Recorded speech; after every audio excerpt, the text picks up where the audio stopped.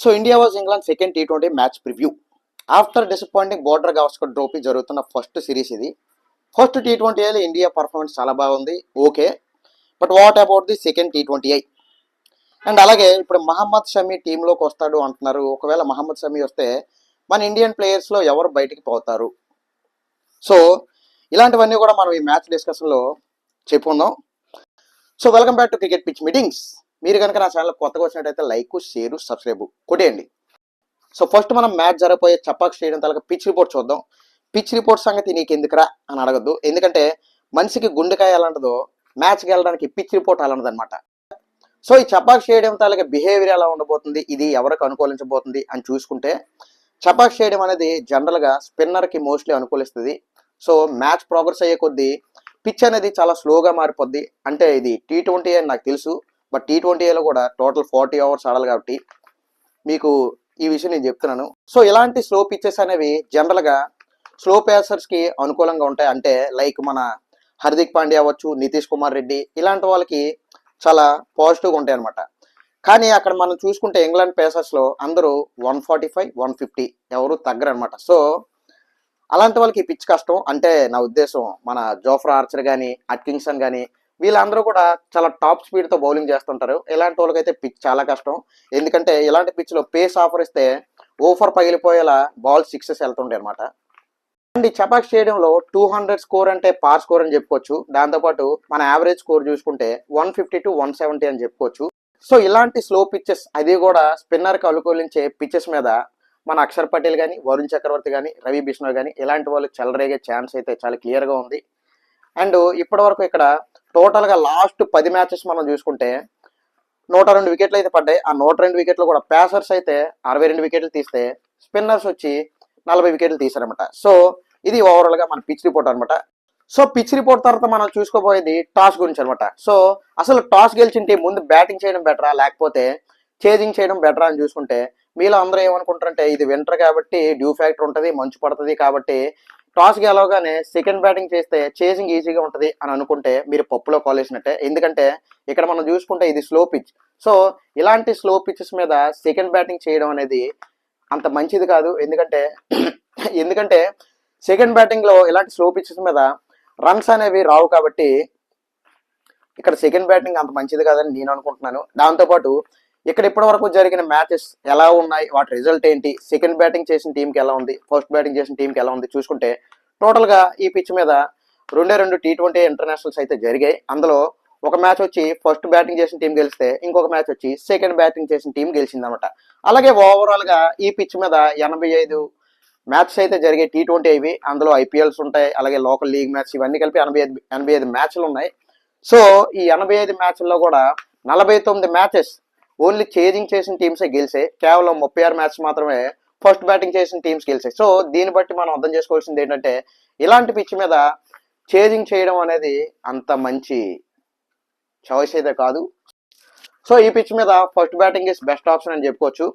అలాగే ఇప్పుడు అసలైన మ్యాటర్, అదే మన మహమ్మద్ షమీ గురించి ఇన్ఫర్మేషన్ అనమాట. సో ఏంటంటే యాక్చువల్గా ఫస్ట్ టీ20లో మహమ్మద్ షమీ ఎందుకు లేడు అని చాలా మంది కన్ఫ్యూజన్ ఉంది, నాకు కూడా ఉంది. సో మనకు వచ్చిన ఇన్ఫర్మేషన్ ఏంటంటే అక్కడ మహమ్మద్ షమీ పూర్తి ఫిట్నెస్ అయితే లేడు. సో ఈ కారణంతోనే ఫస్ట్ మ్యాచ్లో మనకి మహమ్మద్ షమీ లేడు. సో ఆల్రెడీ ఫస్ట్ మ్యాచ్కి ఇప్పుడు జరగబోయే 2 టీ20కి 3 రోజులు గ్యాప్ వచ్చింది కాబట్టి ఈ 3 రోజుల్లో షమీ ఏమైనా ఫిట్నెస్ సాధించి ఒకవేళ ఈ సెకండ్ టీ20కి టీంలోకి షమీ వస్తే మన ప్లేయర్స్లో బౌలర్స్ కానీ, బ్యాట్స్మెన్ కానీ ఎవరు బయటికి వెళ్ళే ఛాన్స్ ఉందా అని ఆలోచిస్తే అది చెప్పడం చాలా కష్టం. ఎందుకంటే అక్కడ షమీని తీసుకొని మన ఫామ్లో ఉన్న హర్దీప్ సింగ్ని బయటికి పంపిస్తే ఏమవుద్ది చూసుకుంటే, హర్దీప్ సింగ్ అనేవాడు ఇప్పుడు చాలా ఫామ్లో ఉన్నాడు. అలాగే Hardeep Singh highest leading wicket taker in Indian cricket team in T twenty Is. ఎందుకంటే ఇంతకుముందు మనకి టీ20ఐలో రవి బిష్ణోయ్ 96 వికెట్లతో హైయెస్ట్ వికెట్ టేకర్గా ఉంటే, మొన్న జరిగిన టీ20ఐలో హర్దీప్ సింగ్ ఆ 96 వికెట్లని అధిగమించి 97 వికెట్లు తీశాడు. సో హర్దీప్ సింగ్ని షమీ కోసం బయట పంపించడం అనేది మంచి ఆప్షన్ కాదు. సో ఇలా ఎవరు చేయరు.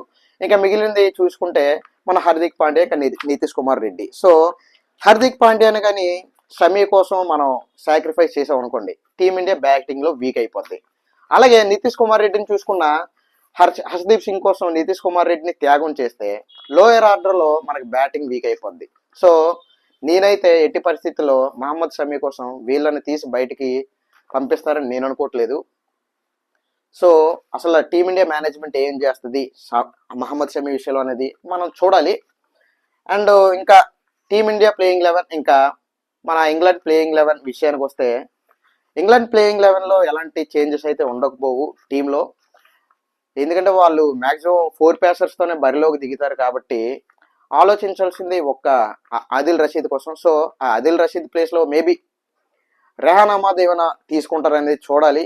బట్ మోస్ట్లీ ఫస్ట్ టీ20లో ఏ టీం ఆడిందో ఈ సెకండ్ టీ20లో కూడా అదే టీంతో అయితే ఇంగ్లాండ్ బరిలోకి దిగే ఛాన్స్ ఉంది. అండ్ మనం ఇంగ్లాండ్ టీం బ్యాట్స్మెన్ చూసి భయపడాలంటే అసలు భయపడట్లేదు. ఎందుకంటే టోటల్ ఇంగ్లాండ్ బ్యాట్స్మెన్ చూసుకుంటే అవుట్ ఆఫ్ ది ఫామ్ లో ఉన్నారని మనకి మొన్న ఫస్ట్ టీ20లో క్లియర్గా అర్థమైపోయింది. ఒక్క జోస్ బట్లర్ మాత్రం ఫస్ట్ టీ20లో నిలబడ్డాడు. సో ఆ జోస్ బట్లర్ ఏమైనా ఒకవేళ మనకి ప్రమాదంగా మారతాడంటే ఒక్క బ్యాట్స్మెన్ ఆడినంత మాత్రాన మనకి పెద్ద డ్యామేజ్ జరుగుద్దని నేనైతే అనుకోవట్లేదు. ఇక ఇండియన్ బ్యాట్స్మెన్ విషయానికి వస్తే మ్యాక్సిమం అందరూ ఫామ్లోనే ఉన్నారు. ఒకసారి మీకు మన టీమిండియా బ్యాట్స్మెన్ రికార్డ్ చూసుకుంటే నేను రాసుకొచ్చాను, మీకు ఒకసారి చెప్తాను. సో ఇక్కడ సంజు శాంసన్ టోటల్గా 5 ఇన్నింగ్స్లో 59 రన్స్ చేశాడు. అలాగే యావరేజ్ చూసుకుంటే 11.8 ఉంది. స్ట్రైక్ రేట్ వచ్చి 100 ఉందన్నమాట Sanju Samson strike rate. So పెద్ద రికార్డ్ అయితే బాగున్నట్టు అనిపించట్లేదు. అండ్ నెక్స్ట్ చూసుకుంటే అభిషేక్ శర్మ టోటల్ 6 ఇన్నింగ్స్లో 70 రన్స్ అయితే చేశాడు. యావరేజ్ వచ్చి 11.7 ఉంది. స్ట్రైక్ రేట్ వచ్చి 127.3 ఉంది. సో అభిషేక్ శర్మ కూడా ఇక్కడ రికార్డ్ అంత బాగోలేదని అర్థమవుతుంది. అలాగే మనకి మిస్టర్ 360 సూర్యకుమార్ యాదవ్ చూసుకుంటే టోటల్ 11 ఇన్నింగ్స్లో 347 రన్స్ చేసి 38.6 యావరేజ్తో మంచి పర్ఫార్మెన్స్ చేశాడు అని మనకు అర్థమవుతుంది. అలాగే స్ట్రైక్ రేట్ చూసుకున్న 130.9 ఉంది. సో సూర్యకుమార్ యాదవ్ రికార్డ్ అయితే ఇక్కడ బాగానే ఉంది. అలాగే ఇంకా మిగిలిన హార్దిక్ పాండ్యాని చూసుకుంటే 9 ఇన్నింగ్స్లో 101 రన్స్ చేసి 16.8 యావరేజ్తో 124.7 స్ట్రైక్ రేట్ అయితే మన హార్దిక్ పాండ్యా ఉంది. సో ఇవన్నీ మనం ఈ రికార్డ్స్ని పట్టించుకోకలేదు. ఎందుకంటే మనకి ప్రస్తుతానికి వాళ్ళ ఫామ్ ఎలా ఉంది, ఇప్పుడు ఆడగలరా లేదా అనేది పాయింట్. కాబట్టి ఈ రికార్డ్స్ అనేది వేస్ట్ అని మనం చెప్పుకోవచ్చు చూసుకోవడం. నెక్స్ట్ ఇంకొక ఇంపార్టెంట్ విషయం మీకు చెప్పాల్సింది ఏంటంటే ఇది స్లో పిచ్, స్పిన్నర్స్ అనుకూలించే పిచ్చు. సో ఇక్కడ ఒకవేళ టీమిండియా కానీ ఫస్ట్ బ్యాటింగ్ చేస్తే 200కి రీచ్ అయ్యే ఛాన్స్ అయితే ఉంది. అదే ఇంగ్లాండ్ కనుక ఫస్ట్ బ్యాటింగ్ ఇలాంటి పిచ్ మీద చేస్తే 200 చాలా కష్టం. మేబీ 150-170 దగ్గర ఆగిపోవచ్చు. సో ఇది ఇండియా వర్సెస్ ఇంగ్లాండ్ సెకండ్ టీ20 మ్యాచ్ ప్రివ్యూ. ఒకవేళ మీకు కనుక ఈ వీడియో నచ్చితే లైక్ చేసి మన ఛానల్ సబ్స్క్రైబ్ కూడా చేయండి.